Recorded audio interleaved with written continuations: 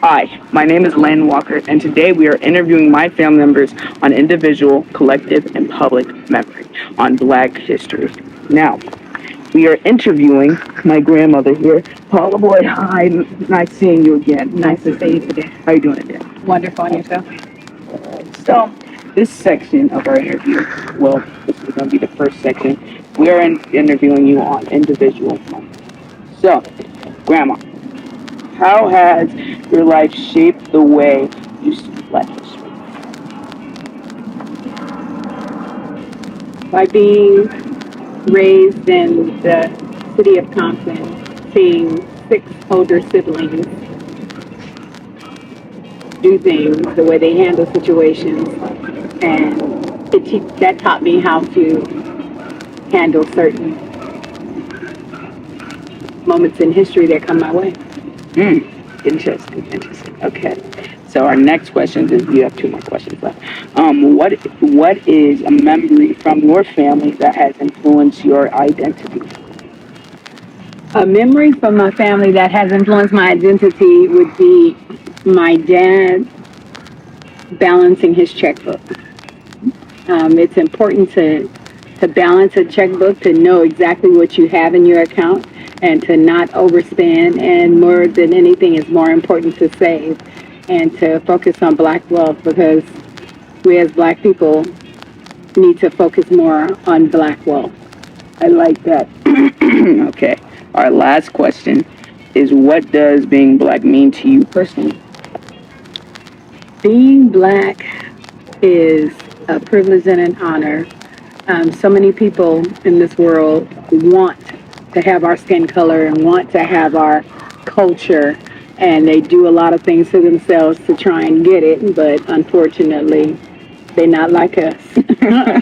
So, I mean, our culture is rich in religion, rich in family, rich in food, and I have a grandson who tells me all the time he loves being Black because of the way we season our food.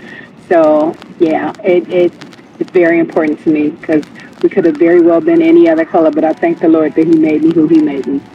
Like that. That's our last question for this interview. Thank you for wanting to do this interview with You're me, welcome. Grandma. I really appreciate you. I love you too. Love you too. And our next person we're interviewing is my cousin.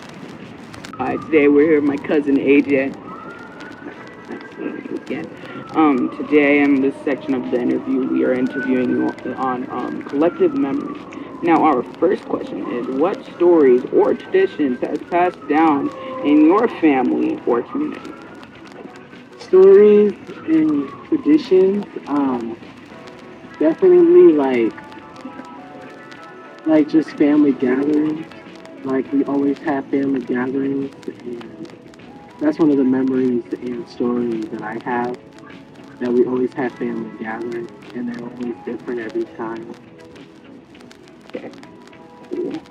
Second question, how do you think the Black community keeps its history alive?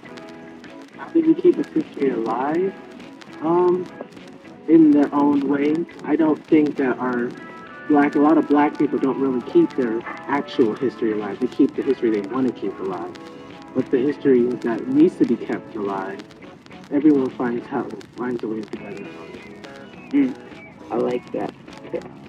So, our last question, what historical event do you think has had the biggest impact on the Black community today? That's a broad question. I would say the biggest moment in history is definitely the civil rights movement. Definitely, because we live a more comfortable life because of the forefathers of the fight. And yeah, I think it's their sacrifices is the reason why we're sitting here right now. You're able to hold this iPad, you're able to dress this well, because we wouldn't be able to do that if they were fighting for what we could have today. I like that. All right, so that's the last question. Thank you for letting me interview you today. I hope you have a good day. And our next person we are interviewing is my mom, Stephanie Smith, my mother. Hi. Today, this section of the interview, we're interviewing you on public memory on Black history. So, our first question, do you think schools and museums do a great job teaching Black history, or why not? I would say growing up, I feel like they outline slavery a lot, and I do feel that Black excellence should be outlined a lot more, and also historical memories within the Black community should be outlined. I do know that Long Beach Unified is doing a great job with implementing Sankofa to celebrate Black success. As far as other districts, I'm not familiar with, but I do think Long Beach is doing a great job. As far as museums, I do think they are doing a great job from museums that I have visited. Yeah, I like that. All right. Our second question, are there any monuments, holidays, or public events that you think represents Black history well? I definitely think Juneteenth should have been celebrated a lot sooner. And also, I love Black History Month. Although it is the shortest month, I wish we had the longest month. Yeah. But I love that Black History Month as well. And of course, Martin Luther King Day. Okay. All right. Our last question: what part of Black history do you think deserves more public recognition? I would say just celebrating our Black people more often, our Black men, our Black women, our Black children, our Black babies, just celebrating us more often, more frequent as they do any other race. I want them to be as loud about our Black people as they are about their race. I like that. All right, well, that's the end of our interview. Thank you, Mom. You're I really welcome. appreciate you. Yeah. That's the end of my interview today. I hope you guys had a fun time watching my video, how I interviewed 3 of my family members. I really appreciate you guys watching. I want you guys to reflect on today. Now, how can younger generations help preserve Black history and culture? And if you could teach everyone one lesson about Black history, what would it be? Thank you guys for watching. I'm out.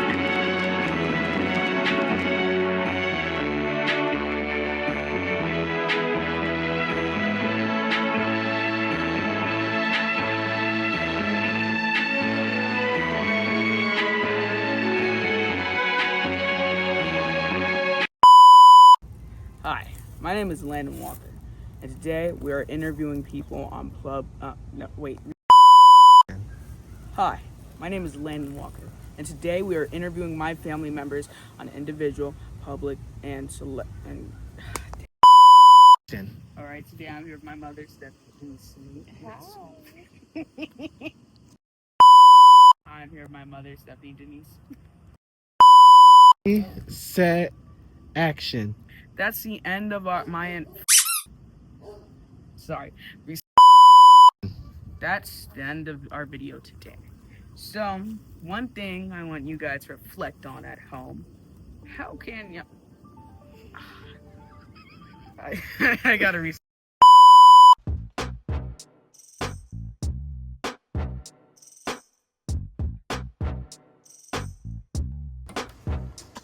Hello, my name is Mark, and today we're going to interview multiple people about collective memory, personal memory, and public memory.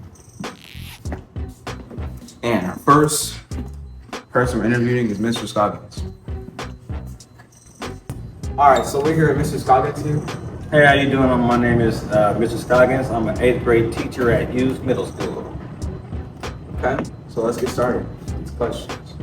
First question, have you ever experienced racism? Absolutely. Did that experience result in a negative interaction? It has. Can you describe that experience and the impact it has on your life today? So I've had so many, but I would say one that has impacted my life today.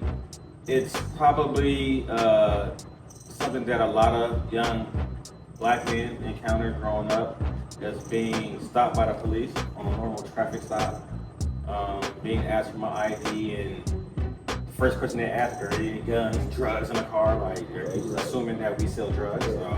Are you on parole, probation, things of that nature? And then getting pulled out the car and put on the curb for a traffic stop.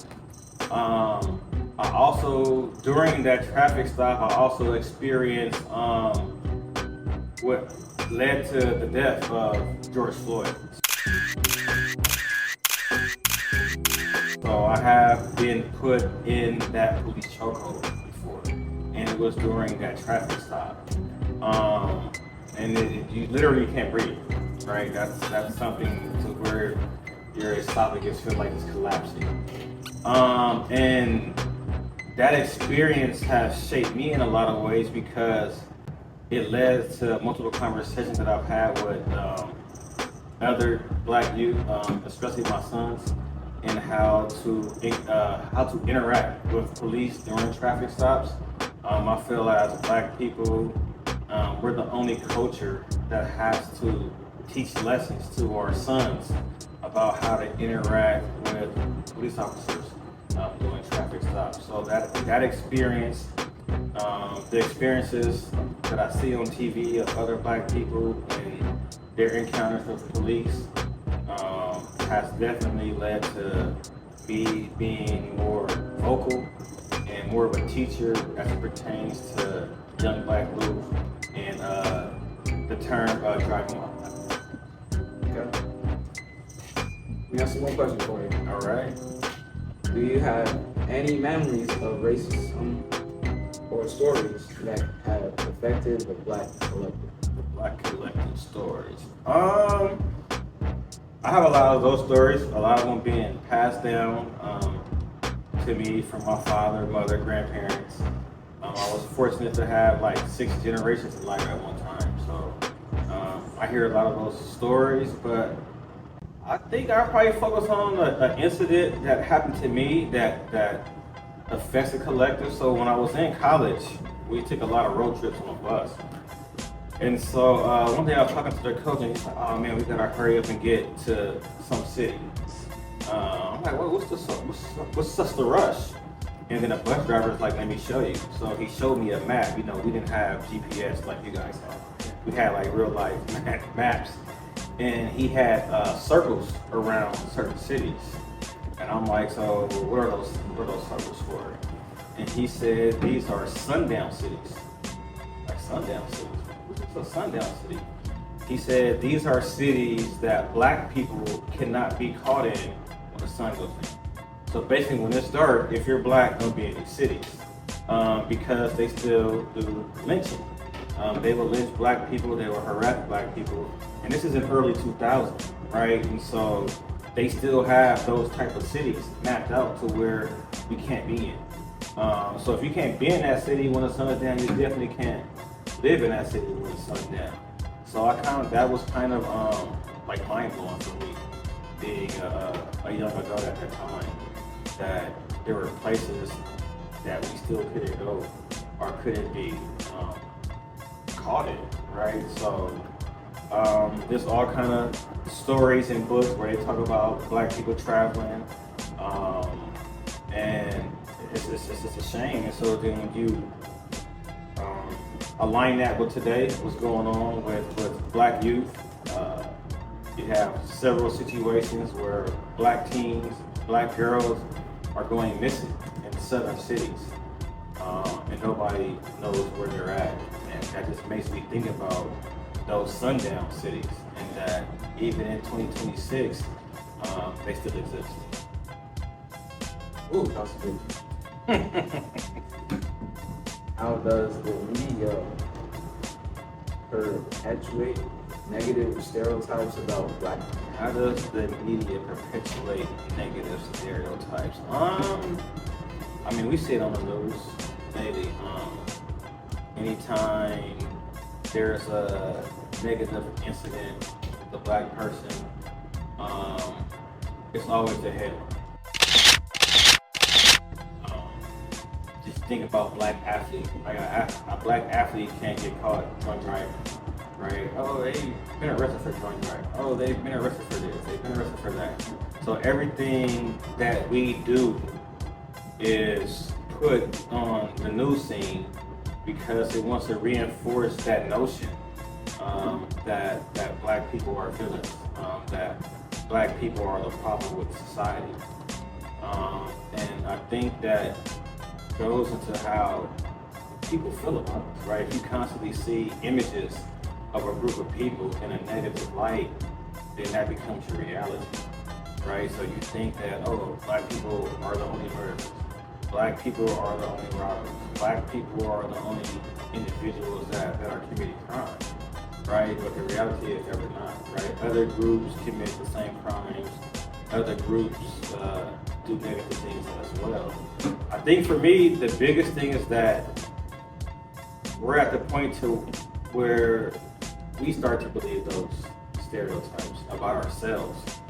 That we start to believe that we're less than, that we start to believe that we're negative, even in our interactions with other people or with other black people, right? So I think in class, I don't know, last week, we talked about what would you do, right? So if it's 11 o'clock at night and we're walking down the street and there's a white person on the sidewalk walking by you, would you get scared, right? And most of us like, nah, I don't really care. It's a white person. They're not gonna do nothing, right? And then we pose that same question: if there was a black person walking by you, where would that heighten your alertness? And everybody was like, yeah, right? But why are we fearing each other, right? And that fear comes from what the media perpetuates, right? The constant fear of black people. You gotta be scared, you gotta be scared, you gotta be scared. And that goes into the whole societal overview of black people. So I definitely feel that the media plays a large role in society's views or society's negative views of black people. Okay. That's all the questions. That's all the questions. All right. I appreciate that. Hey, for the interview. For your answers. And the next person we're interviewing is my dad. Okay. Do you have any experience with racism? Yes. Is the experience however negative? And no, you just fight positive, the negative, and positive will always win. yeah, the experience and impact having the result into your life today. Yes. You can always be positive, even with a job or a store or anything. Some people is not going to understand that you're a different color and maybe they don't want to do business with you, but after they see you and they see how good you are, they'll do business with you. So you have to just be positive with everything. Okay. Do you have any memories of racism that affected the black collective? Yes. I guess when Martin Luther King, been assassinated and all that stuff and racism, been like they was trying to get everybody together. And you just gotta do the same thing. You don't just give up just because something happened negative. You just keep going. Okay. Can you go? How does the media, in your opinion, perpetuate negative stereotypes about black people? What they do is go to the black community and film black violence instead of filming everything. It's not just in the black community, it's everywhere. Okay. Well, thank you for answering all the questions. Okay. And, good meeting. Okay. Hey, y'all. I'm here with my mom. I'm crocheting. I'm alright. Okay, so you guys ask a couple questions about racial interactions you might have in your life. Have you ever experienced racism in the first place?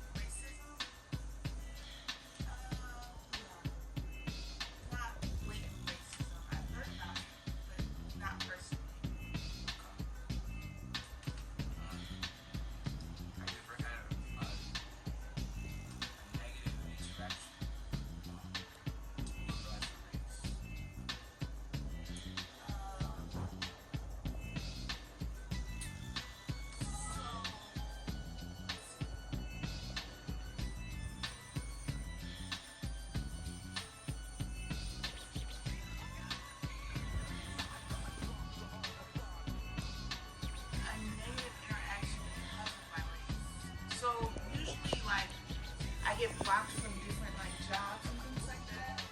And oftentimes they don't say it, but it's kind of like implied almost. So I feel it, but not. I haven't felt where it was directly at me.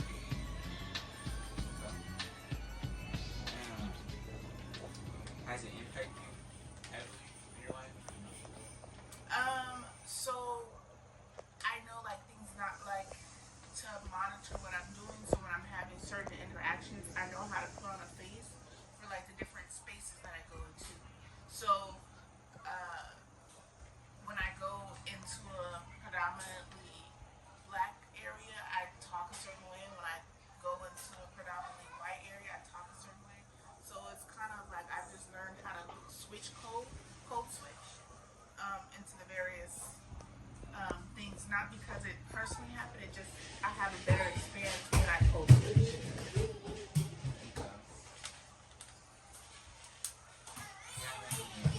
Racial memories recently affected the black collective from your memory, of course. So for me personally, not really, but I was so I went to school and things in San Francisco. So it was a more like liberal. So the issues were not necessarily racial in San Francisco for the most part. It was more about sexual orientation, which is like, are you gay or not gay? Like that was like the real big deal for when I was growing up. Like it was mainly about your sexual orientation, and race played a somewhat of a factor, but the sexual orientation was bigger.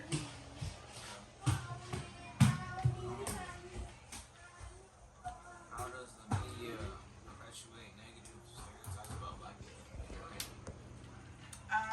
So oftentimes, and that's why I haven't had you guys exposed to a lot of different things. So oftentimes I know like women wear a lot of scrunchy clothes, but I don't have you guys around that kind of stuff. And like men talk negatively about women, but that's something that I just kind of shift away from. So, and I kind of have made it to where you guys have limited exposure to that kind of things. So I don't know. That's probably why you guys are not as familiar with some of these topics as others. Okay. Well, thank you for answering all my questions.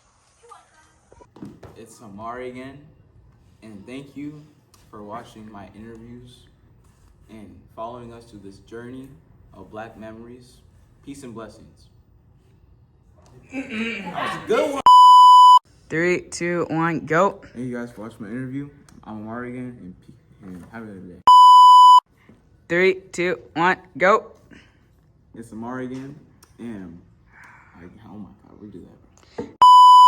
2, 1, go. It's Amari again. Thank you for joining us for this interviews. Oh my god. Interview. 3, 2, 1, go. It's Amari again. Thank you for joining us for these interviews, and hope you guys have a good rest of your day.